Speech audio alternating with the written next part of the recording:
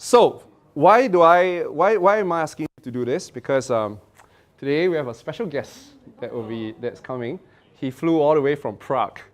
Yeah, it's a friend of mine, personal friend of mine. His name is Petr Ludwig. He's here.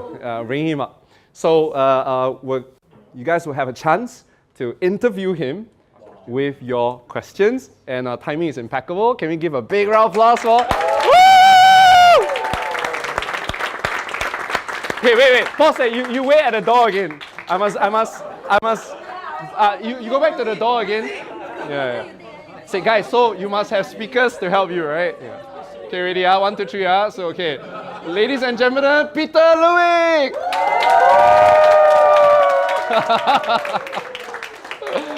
Awesome. Oh my God. Oh, good to see you again. Good to see you. Hi. Good to see you. Hi, how are you? Very good. Take a seat first. I'll get you another chair. No, you can sit here. I'll sit on the left. You can sit here so that the camera can see you. So take a seat first. Okay. So, are you guys excited? I'm excited. Are you excited as well? Oh, they came prepared with very good questions. So maybe to set a bit of context, right? So as I said, I was in Prague and I was attending an event with all this bunch of people, and they started asking me a question. They said, "Do you know Petr?" I was like, "No, which Petr?" They say, "Oh, very famous in Czech Republic, Petr Ludwig." Right? And then I'll say, no. I say, why should I know him? He said, because this guy is a celebrity author, best-selling author of the book called End Procrastination Now. So I was like, oh, that's very cool. I said, yeah, I would love to meet him, right? And so they linked me up. The following night, I text him, and this very famous guy. I text him, and I say, hey, let's meet up. And he took me to this really nice place. I actually forgot where we were, but a very nice place in Prague. He introduced me to his local food, which is basically bread, right? And beer, right? That was very cool. Later, I'm introducing him to our local food as well. I'm taking him to East Coast for crabs. Right? I think that's local. I hope you like crabs. So I got to know him. We exchanged books, and then he did a podcast. I did a podcast at his show, very, very popular show called Deep Talks. And today it's full circle after how many years? 4 years, my God. After 4 years, he's back here. It was before COVID, man. Before COVID. And he's a celebrity because of COVID, which I'll later ask you to share more.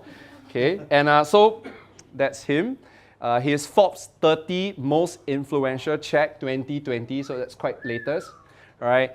He has spoken for 10 years, delivered more than 700 keynotes, and he has also received an international award because of his contribution during COVID. So very, very curious to know what he did, right? So with that, ladies and gentlemen, a big round of applause for Petr. Right, so I will do the honor of interviewing you. Maybe start with that COVID thing, because you did something about the mask. Yeah, because what happened? I love going to Asia very often, and I know that people wear face masks here kind of often. And when COVID started in Europe, no one wear face masks. And I made a video that went viral about the thing that people should wear a face mask. And the video, we shared that with hashtag masks for all, and it went viral. It had a reach of 1.3 billion people. So it was in the main news, CNN, BBC, everywhere. Even Donald Trump mentioned my claim, my mask protects you, your mask protects me. And it was huge because probably we saved a lot of lives around the world, because when we shared the video, a few days after, our government imposed mask mandate in the whole country. And when the video was in main news in Israel, they imposed mask mandate the next day. Even mayor of LA, when he saw the video, they imposed the mask mandate the next day. So it was huge. So one of the well-known American universities, they were choosing people that were the most influential fighting COVID, and I was one of them. So, but and you did not knew the gravity or the impact that you're going to be creating? No. It was just a video. Your brand, or you never thought about it? Never. You just wanted to solve a problem. No, of course, because I felt that there is a fire, so you have to do something with that. So, and I arrived from the U.S. because I was living 2 years before COVID in New York City, and I arrived. I was jet lagged, so I had no things to do, so I recorded the video. It was procrastination in that time. Do you remember right at the beginning we talked about solving problems? Yeah. There you go. Right, a movement starts because of solve a problem. Now today, these guys come prepared. They have a lot of questions. We have a good 45 minutes. Oh, well. So good luck. Yeah. All right, so Lovely to be here. lovely to be here. A bit of context. Well, now I want to share also you. Okay, you guys. So smile, guys. Yeah. Welcome to Singapore. Perfect. Yay. Now, questions. Yes, questions. So I'm excited. background, these are all professional speakers in the making. They would love to be in your position to deliver speeches paid globally. At least now you have a friend in Prague, which means we get to go to his country, right? Yay. Always welcome in Prague. Yes. Yeah. Okay. So who would like to ask the first question? You all have so many questions. So which one you want to ask? Maybe I'll start with a very simple question. Because we are, speakers in the making. What is your advice for starting speakers such as ourselves? Well, yeah. Okay, hold on, because you're not recorded, so I have to repeat your question. Otherwise, you can't hear the recording. Uh-huh. So, what is the starting advice for new speakers? Well, for me, it's just do it. Like the more you speak, the better you are.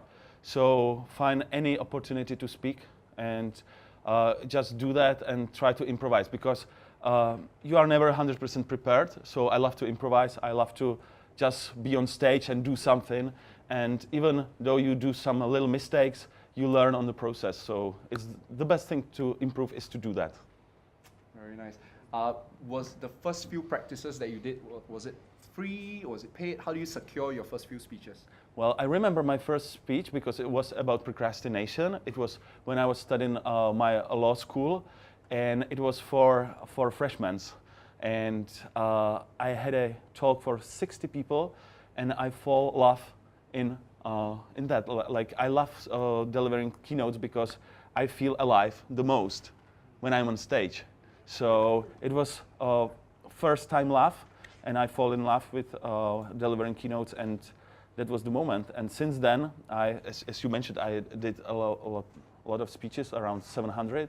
And the more I do that, the more I love it. So every year is better and better. Nice. And you get paid some more. It's to do what you love. yeah, of course. Travel. Yeah. Yes, come. Why do you choose procrastination as a topic? And is there other topic that you also wish procrastination? Well, at the beginning, I started my own business when I was 19 years old. So I had a very young team in that time, and we all were big procrastinators. So we tried to solve our problem, and when we were successful, for example, we made some time management tools that we all use since then, and I was about to share it with as many people as possible to help them with their procrastination. So my mission was always to help people and to improve their life. It was never about money, never about influence. It was about to help people fight their procrastination.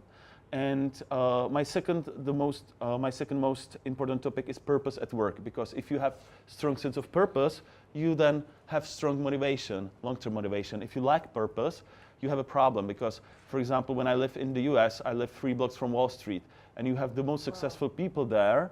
You have people with MBAs from Harvard. You have people that are basically the most successful people around the globe. But the problem is that 1/3 of people in Wall Street, they take antidepressants because they lack purpose. They are working on projects, but they see no meaning in that. So I think that if you have a strong sense of purpose, if you have long life vision or mission, then it's easier to motivate, and then you don't know what is procrastination. So it's my second strongest topic, purpose at work. So I'm working on a new book about purpose. And the third strong topic for me is willpower and how to build habits. So it's also very important how our brain works in terms of habits. And the fourth strongest topic is purpose-driven organizations, how to transform this knowledge into workspace, how to build a purpose-driven culture. What I'm curious is, how did these topics, the first one we get it, because you had a problem and you try to solve it, but how did the second one, the willpower, how did it all generate? Organically, or you were observing the market? Well, organically, because the first chapter of the book is about purpose. It's about how to find life vision. So basically, I took the book and I divided the book into more topics. So you go deeper. Yeah, I go deeper, and the second chapter is about willpower. So obviously, it's connected. And I truly love one Japanese proverb that follows like this: vision without action is a dream, and action without vision is a nightmare. So basically, you need both. Like vision, you have to know what to do, why you are doing that, but then you need the discipline to truly follow the vision. And a lot of my clients, they miss both. Like they don't have vision, and if they have vision, they lack the action to fulfill the vision. Got it. Cool. Question. Okay, we spread table first. Okay, come. Thank you so much for the question. Yeah. Previous topic on willpower and how do you actually get feel for your own inspiration, for your own motivation? How do you know when burnt out, things like this? How do you get keep the wheel moving? Yeah, in my case, it's all about people. So I'm trying to surround myself with the most interesting people, like Eric. And I do my own podcast for 6 years now. It's in, let's say, top 10 podcasts in my country. Even our new president was in my living room, and I was recording an interview with him. So it's huge because the most interesting and the most successful people are visiting my apartment, my living room, and I am recording the podcast inside my living room. So somehow it works. So I'm constantly influenced by other successful and super smart people. So this is the way how I'm trying to grow myself, to be with people that are better than me. Wow. And just to add on the point, right, because all of you guys have already kind of chosen your topic. So it's actually also very cool if you can start speaking to people who's living your message, or who either facing the same problem as that you mentioned, or are living the solution. And then they can also inspire you, and you have more stories to share too. Yep. That's a good point. And have a courage to contact them. Most of people, they are completely okay to meet you if you don't push them, if you are not like pushy in terms of that you want something from them. If you just want to meet them and to have a nice time with them, like 90% of people I meet, like. But even the first, because when you run a podcast for 6 years, obviously it gets easier, right? Yep. Because you're at the top 10. But your first 10 guests, who were they, and how do you manage to get them? Well, my first 10 guests were my friends that run businesses. Were some successful people that I already had some connection with. Like you have always one connection with almost anyone. Got it. Yeah. So start with your network first, and then you expand from there. And nowadays with social media, it's even easier. Like with LinkedIn, you can connect almost anyone. Yeah. Very cool. Question? Okay, next table. Yes. What do you wish you knew earlier as a speaker? Well, I don't have that many wishes for myself.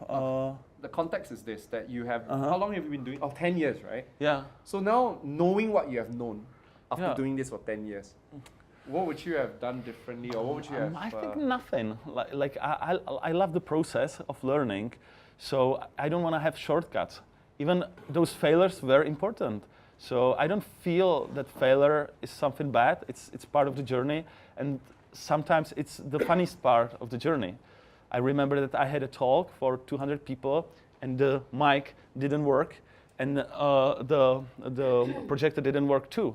And I was there on a stage without technical support, and it was fun because I was staying there.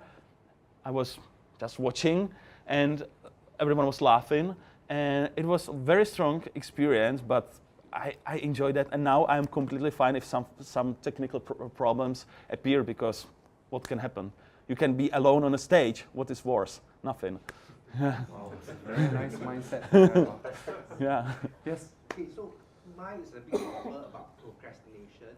So how do you end task paralysis? Yeah, actually, it's a first chapter about decision paralysis. Like, yeah, of course. I'll send you the link. Yeah. Well, it's a problem of 21st century.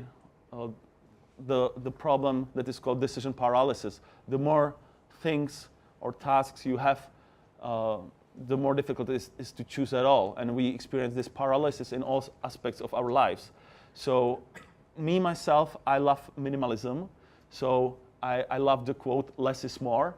So I'm trying to deploy minimalism in all my aspects of my life. So My apartment is in truly minimalist style. There's almost nothing there. My desktop on my laptop is also like nothing there, just a few programs.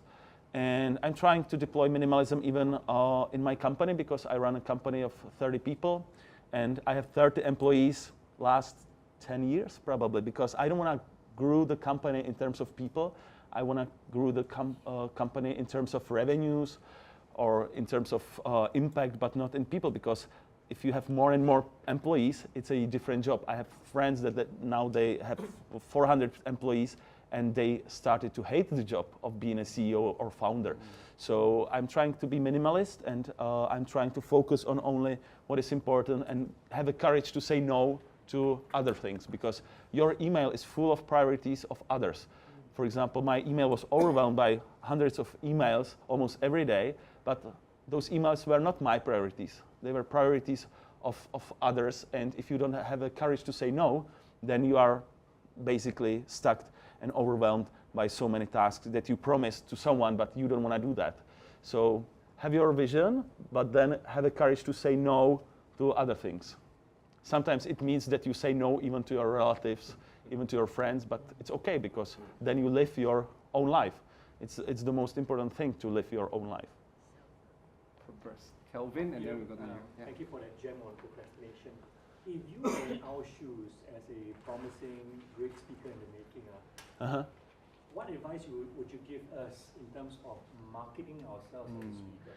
Yeah, marketing nowadays is very different. I think that today you have to do short videos, because not just TikTok, but other networks like Instagram is being TikTokized with those short videos. So you have to do short videos. I don't like them. For example, like I'm trying to do them. I know that you too. But well, it's a different format than it was 2-3 years ago. 2-3 years ago, you could be just smart and share some smart text on Facebook or on LinkedIn, and it worked. Nowadays, you need videos. And I made a very, very new, let's say, approach in doing that, those short videos, because I connected with one of top Czech influencers. She's beautiful, and we are recording a new podcast, but not as a podcast. We are just cutting the video into many short clips. So we meet every 2 weeks. We record 1 hour of content, and then we have a guy who's cutting the whole show into small clips, and average clip has more than 100,000 views on average. So it works, and it works because of her, because she's beautiful, so not me. So Very good tip. What do you guys talk about in the video? It's improvisation. We are discussing what's new in our lives, but then we discuss some self-help tips, and for example, like how you can create on social media, how you can build your brand, how you can sustain critics and haters. It's a very favorite topic of us, because she's beautiful. She has on TikTok, I don't know, like 150K followers, and she's blonde, and she's constantly under some hateful attacks all the time. So. But your podcast is all in like Czech? Yeah, this one is in Czech. Okay. But of course, now I'm thinking to do similar thing in English, to find a beautiful, famous influencer to do a podcast with me. Fringe benefit, yeah? Okay, questions? Yes. Oh, wait, we start with you first. Yeah. Having achieved so much in your 10 years as a speaker, right? How do you see your next 10 years will be for yourself? Well, so in my career, COVID was truly essential in both positive and negative way, because I had to leave New York City. I had one of those last flights, was March 13th, 2020. And I thought that it's gonna be only for a few weeks, maybe a few months. Now it's 4 years. So it was kind of tough, because all my keynotes were canceled from 1 week to another. I lost a lot of money, a lot of opportunities. For me, those opportunities were much more painful, because I was about to have 10 big keynotes around the world, like big conferences for 5,000 people, Berlin, London, Istanbul, New York City, and everything was canceled. So in that time, I was thinking like what to do. So I moved back to Europe. I spent some time in Europe. Then I moved to Dubai. I spent half a year in Dubai. But then summer hit, and you don't want to be in summer in Dubai because it's 45 Celsius degrees. It's terrible. It's even worse than Singapore during summer, believe me. So I left, and now I'm thinking to go and try to build my business here in Asia because I love Asia. I love you people. I love the cuisine here. Everything works. It's clean. So I'm thinking to change New York City for Singapore. Truly, like. Oh, you get you as a mentor. Yeah, we'll chat more over seafood later. But wow, beautiful. Yes. What do you enjoy most as a speaker, and what is the biggest sacrifice you have to make? Wow. Well, yeah, great question. I remember one of the strongest moments in my life. I was on stage. I had like 880 people in a hall, and it was the first keynote on one of new topics.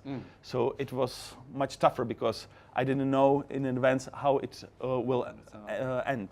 So, and at the end, I've got like 5 minutes standing ovation, and I was standing on the stage, and I had goosebumps, and it was one of the strongest moments in my life. And next time when I had a keynote, well, it's not like that anymore. So it's difficult to recreate the same situation because it was a new topic. Somehow I had an amazing mood that day. I had an amazing day the day before, so I just woke up full of energy. So for me now, it's much more difficult to like increase the bar again and again, because if you have a hall full of 800 people with 5 minutes standing ovation, it's difficult to beat it. Yeah. So now I'm trying to focus like on details. Like every presentation I take as a diamond, and I'm trying to improve it slightly. So I'm trying to be funnier in that way, to have a better quote, to have a better picture or drawing in my slides, and I'm trying to constantly improve the work all the time. So every small little step counts. So, and it's endless journey, because I hope that I will do my keynotes even when I will be 70, 80 years old. This is a guy who has done 10 years of speaking and is still constantly trying to improve his speech. I think that tells us a lot about how to be successful, right? Yeah. So my question probably is 10 years or more. How do you guys both have the energy to keep up what you do? Be it training or keynote speaking there? Yeah, from the audience. I hate the era of COVID because I had so many keynotes online, and you are trying to be funny on camera, yes, and you don't have a feedback. Yeah. So, and after 2 hours, you are completely drained, no energy. But if I have a 2 hours long keynote, and when I'm on stage, I am like full of energy at the end. So I guess that we are draining your energy, or it's like win-win situation. Like you give us energy, and we give you energy, and it's like it's just growing. Yeah. So, and for you, where you get your energy? Because you are everywhere and everything at once just now. Yeah. The positive feedback. So I have a testimonial folder in my phone. So I always read that to remind myself that I got value. That this speech got value. This speech I help people. And it makes me feel like, okay, I can. Because what my biggest fear is always that what I teach has no value. But the minute I feel that my speech has value, then I feel powered. So I think the why is very important. Like why you do it. Well, we didn't synchronize before, but I also have the same folder with the strongest feedbacks from my keynotes and from my readers of my book.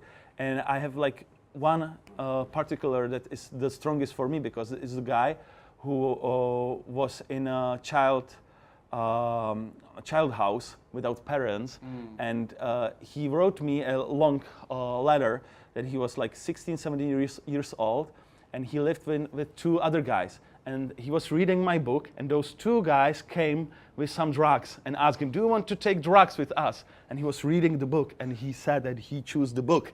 And now he has successful business, and he's an entrepreneur. He's like 20 years old, and I met him in person. Yes. And he then described me the whole story of his life. That he read the book, he started to use all those tools, he started to be an entrepreneur, and he met me in person. He told me, "You changed my life."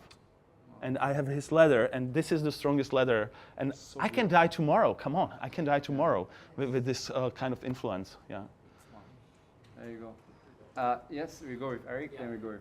So, have you ever had imposter syndrome? Yes, of course. And how do you deal with it? Man, well. Do you have it now? Not now, but I was invited to Princeton University. So Princeton is the place where Albert Einstein worked. And I had a talk for, let's say, 120 professors at Princeton. And in that time, it was my, let's say, 5th keynote in the US. So I was at the beginning of my career there. And I went on stage, and I felt like no one. Like, I was like, what I'm doing here? Like, complete imposter syndrome. And I started to talk. I told myself that I know those ideas, so, and I know that it's based on science. I have more than 100 scientific studies at the end of the book that are sourced, well sourced. So I went there, I delivered a keynote, and at the end, again, very long ovation, and I've got so many positive feedback from those professors. So now I feel that I can deliver whatever keynote. So the way how you solve your imposter syndrome is the more you speak and the more positive feedback you get, you just slowly, let's say, help yourself to understand that you are good. Yeah, that you don't need to be undermining yourself. Have you ever received negative feedback that your speech sucks? Of course, yeah. How do you? Well, give us a E- scenario. Even now, like we do after every speech, we send the feedback form. Yes. And the highest feedback that you can ever get is 95, 96%. But always there are people that are unsatisfied with you. For example, like they feel that I speak too fast. Someone thinks that I speak too slow, and you meet those two feedbacks in one session. Yeah, so it's difficult to have 100% positive feedback, but sometimes those feedbacks are just like they are telling something not about you but about them more. Yeah, so. Then how do you know which feedback to take more seriously? Yeah, that's a great question. Like I'm always trying to like dig in something from the feedback, even though from the first perspective it seems that it's just a pure hate of yourself. Yes. So, but you can always find something valuable inside if you try. But of course, like sometimes you just disagree with that, and you feel okay. Even though they want me to do it this way, I believe in myself and I wanna do it my way. So, for example, they want to have a short break in the middle. And I don't like breaks because I lose my energy in the middle. So I have 2 hours long keynotes without break. Oh. And it's not because of them, but it's because of me. Because if I do a break, I need, let's say, 30 minutes to get back. Yeah, and you're doing them a disservice anyway. And they are starting to discussing those ideas, and they basically destroy the break destroys the whole process. So I don't like breaks that much. So this is for example, the feedback that I don't take, even though I understand why they need the break. But so in other words, you will take all the feedback with open mind. Yeah. First you will listen and then see does it work for you. If it doesn't work, you just chuck it aside. Okay. Yes. How do you find your authentic voice? Because you are into minimalism and less is more. The world is now like more flamboyant, more cars, that kind of stuff. Yeah. As a speaker, how do you find that unique message, the unique voice, so that you don't have to be anyone else? Wow. This is gonna be probably the strongest part of today's discussion, because twice in my life I experienced something that is called near-death experience. First story was a medical situation when I was 19 years old, And the second story was that I had a flight from Amsterdam to Prague, 2015, and after the takeoff, our right engine blew up, there was fire, and I saw the fire from the window. And both of those stories were very humbling experiences. Yeah, and since then, well, I'm trying to just deliver value, and I'm not collecting material stuff. I just don't feel that. And I think that those two events were highly influential on my life, because if you are facing your own death, then like you understand that the main mission of life is to deliver value to others, because when you die, something valuable stays here. Even though you write a book, even though you deliver keynotes, even though you do consulting, you deliver some value to others. So I'm not collecting any material things. So now minimalism is completely based on my feelings of my soul, because I don't feel that. I bought a new car because my friend pushed me, because I had a very old car, and I have a new car for 1 month, and I feel nothing. It's just yeah, I don't feel that. So that's the way I find it. So you have to fly from Amsterdam to Prague and wait. Yeah. You might mean it, you might not mean it. It's a risk. Yeah. We'll go with you. No, mine is nothing much, but I just want to say that I really feel where you're coming from. That's where I found the value and purpose to be sharing. Because I also dreamt that I left 1 week, and it was so real, so real.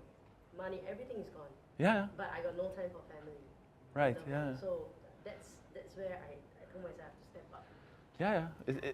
It's the problem of today's world. Like everyone is chasing something, like followers on social media, money, bigger cars. But if you reach it, then you always find something bigger. So it's more like addiction.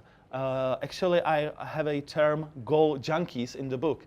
People that are addicted to bigger and bigger goals, but at the end they are dissatisfied because you can always find another bigger goal. Yeah. So focus on path rather than the destination, and focusing on delivering some value to others rather than collecting some unuseful stuff. Enjoy the process. What is the dark side of being a speaker? Oh. Dark side, I don't see any. Man, I love it. I love it. I love it. I think it's a greatest gift. Times, no sorrowful Man, times. it's a gift. Like sometimes I feel that I should pay those people to listen to me, and they are paying me. And this Wednesday, this Wednesday we had a conference about artificial intelligence in Prague, and I had a 10 minutes keynote at the beginning, 500 people. And I was on a stage, and I was thinking, like, how am I lucky that I can do this as a daily job to deliver keynotes? Because other speakers there, they were from companies, they were entrepreneurs, so they do like 2-3 speeches a year. So for them, it's something special. For me, it's like truly daily job. I remember 2018, I had 120 keynotes a year. Oh God. So, and still I love it. Still I love it, and I think it's a great gift when you find a way how to be on a stage and how to present your ideas to others, because you can help a lot of people then. So for me, it's more not like a job. It's like my life destiny to share and help people to understand complex things and to influence their life in some positive way. How long did it take for you to be an authority in procrastination? Because obviously, I mean, you didn't immediately become one, right? Well, I didn't write a book and then become famous. I first delivered keynotes and then I wrote a book. What gives you the basis to deliver? They might say, where's your expertise? How do you? At the beginning, it was just courage. Oh, good point, guys. Let's go. Yeah. So you just told them, I want to deliver a speech on procrastination. Right, yeah. And then they'll just... Yeah, and I had some keynotes for free for universities, for students, because I saw a lot of value there. And then slowly companies asked me, oh, we want the same keynote for our employees because they are also procrastinating. It's a huge problem at workspace in corporations, like everyone procrastinates. Like if you fire 50% in big corporations, 50% of people, nothing happened. Yeah. Don't do that, but yeah. So at the beginning, it was just courage, and I followed my emotions. I'm very emotional. So my first, as I described, my first keynote was for students, and I fall love in that. So it was easy to follow your emotions, so that gives you guys the confidence to reach out. Preston? Yeah. I mean, thanks for this. I'm loving it so far. And I think a question, follow-up question on that is that, I guess maybe in Singapore, right, we are always taught to have certifications, qualifications, before we feel like we deserve to speak. Right? But it sounds to me that what you've done is completely opposite. Yep, it was. You built the authority just by wanting to have the courage to speak, and then you just keep speaking, and you keep speaking, and people just associate you with, hey, I think he's the guy to go for. So, I believe at the start as well, I'm not sure, right, but I'm just wondering, will there be people who would challenge your authority, like, hey, what gives you the right to speak about all of this? Of course, yeah. You know, do you go through some kind of course certification? I've started my business when I was 19 years old, and I started to deliver keynotes when I was 23, 24. I published the book when I was 26. So 26, most of my clients were 2 times older than me in that time. So of course they were challenging me, but slowly I've got a lot of positive feedback from companies and from my clients. So for example, when I delivered keynote for Microsoft in one of the biggest conferences, then I put Microsoft logo on my website, and no one then were trying to undermine my brand, because the more logos you have there, the more powerful you are. And I highly recommend you to do whatever speech and to collect those positive references, because I think that references are much more important than certificates. Yeah. And when you approach companies and when they challenge you, how do you respond? Well, I don't remember that that much, because in that time I truly was passionate about the topic of procrastination, and they want me to speak there. So they weren't challenging me that much. Wow. Because okay. At the beginning, I was pushing them, but slowly I've got a tipping point, and they started to push me. So if they were asking me, oh, we want you to visit our company, they didn't challenge me that much. So, but I remember it was much more challenging in the US. I moved to New York City. That is the most competitive city ever. Yeah, you have those best-selling authors that have a title of New York Times bestseller. You have Nobel Prize winners like Daniel Kahneman, and you have a lot of highly successful people. Like my competitors were people like Simon Sinek or those top speakers. Yeah, Adam Grant. All of them were there. Yeah. So that James was Clear. Yeah. Everyone is in New York. Like, and of course, companies, those biggest companies, they want them. Yeah. And I remember that I had a meeting with a head of one hedge fund that is working with Bezos, basically one of top hedge funds. And I met the CEO of the hedge fund, and it was my first meeting in New York City. And I was trying, like, oh, I base my talks on Simon Sinek, and she was like, he's my friend. I was like, oh, shit. And then how do you respond? I was that small. Yeah, I felt like nothing. But then I just explained that why I think that my work is also important, and how can I help her team. Well, nothing happened then, but I tried. And even though, like, if you are not successful, to try is the win. So.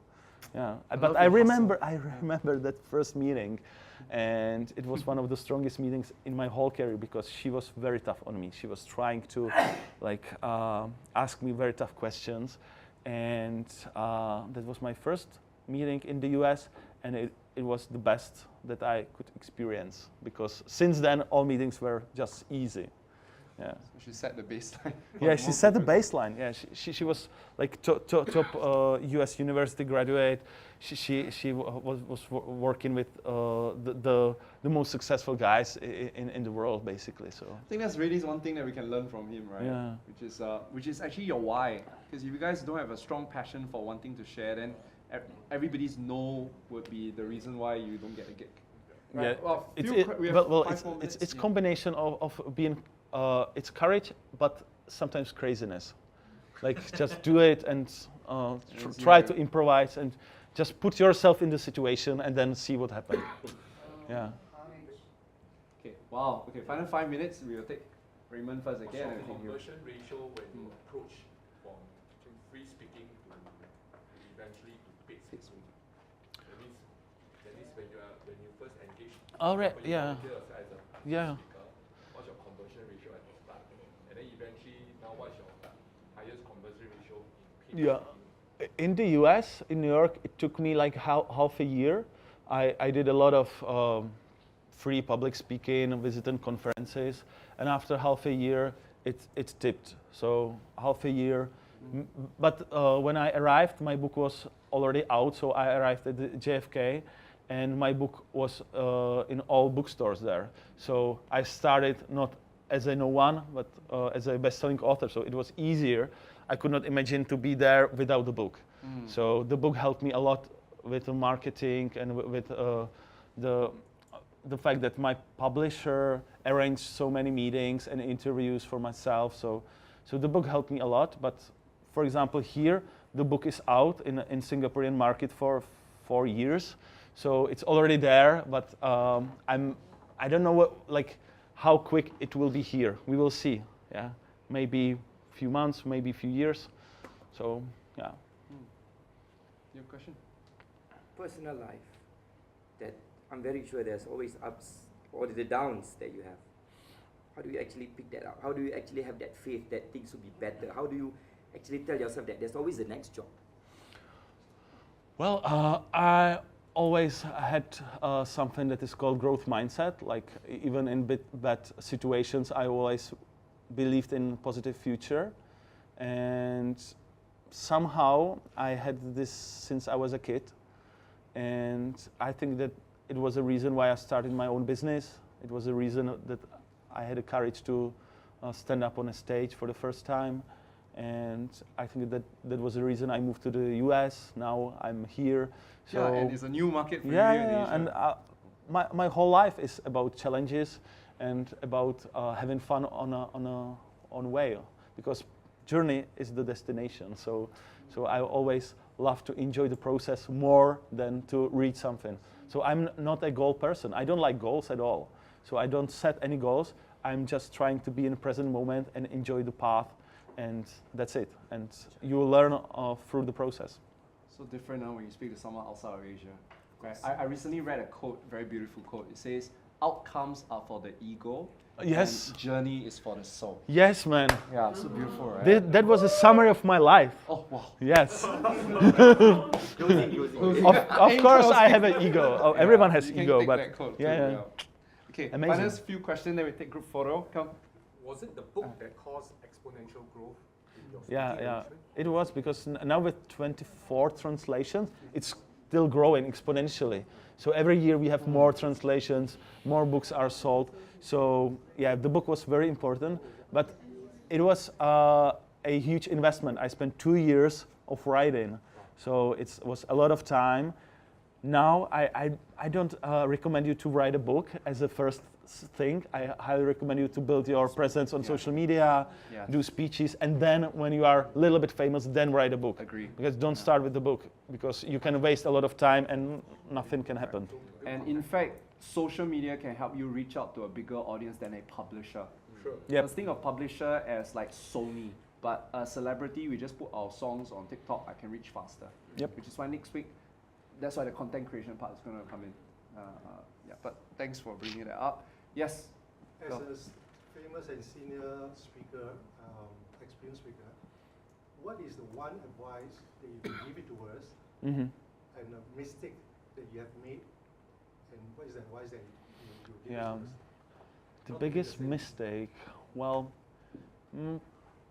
I think that my biggest mistake, well, I think that sometimes I wasted time with people that they were not worth, let's say, in my team, in my close team, in my managing team. I should fire them quicker, let's say. Procrastination. Yeah, it was procrastination because businesses, they procrastinate too. Yeah, they procrastinate in solving problems, and mostly in terms of people. So now I'm trying to be quicker in terms of solving problems, and the same in my relationships. I should break up quicker. Yeah. So that's my problem, because I always believe in a positive future, even though if there is no future. So that's my problem of being optimistic, too much optimistic. Yeah, that's the problem. For public speaking. And for public speaking, my greatest advice is the thing that I started, and it was just do that. Like, be on a stage and find as many possibilities, find as many speaking opportunities, and stage time is the most valuable thing for you if you want to be a great speaker. Okay, last question. Yes, easy. You're a very spiritual person, so what do you do in habits that you align your mind, body, and soul? That's a great question. Thank you so much. Now I try to go to sauna twice a week, and I spend a lot of time in cold water. Yeah, so 10 minutes weekly I spend in very cold water, always for one to 2 minutes per session. And it's amazing. Like, you are full of dopamine, it awakes you. So it's the best meditation for myself, because I cannot meditate just by sitting, but meditation in cold water is the best. I do that since January, and this year, and every Monday I do cold shower, and it's my habit that I truly love. I'm looking forward to do that tomorrow. Over here in Singapore? Yeah, even here. Yeah. Okay, safe on Also every day here. Electricity. I just poise in it. Yeah. All right, guys, have you all gotten value from today's conversation? Amazing, right? Thank you so much. Yeah, thank you Thank for you, my making friend. time. Yeah, Always I think lovely. Very blessed because he's happened to come at this season, and we're going out, we're hanging out, and wouldn't it be nice if you guys can have conversations like this with professional speakers on a consistent basis? Yes. Which is what we talk about, the principles, right? That is hanging out with successful speakers. So I hope that previews give you a sense of motivation to meet more people like that. Okay, so we can learn more.